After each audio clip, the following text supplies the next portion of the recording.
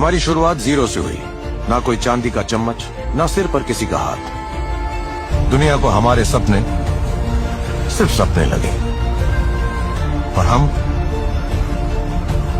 हर सपने को मंजिल में बदलते गए। ना जिंदगी में कोई स्क्रिप्ट मिली, ना कोई नक्शा, बस एक जज्बा जो सोने को राजी नहीं था, क्योंकि विरासत थमाई नहीं जाती, बनाई जाती है। हम वो हैं जो सपनों का पीछा नहीं करते, उन्हें हकीकत में बदलते हैं।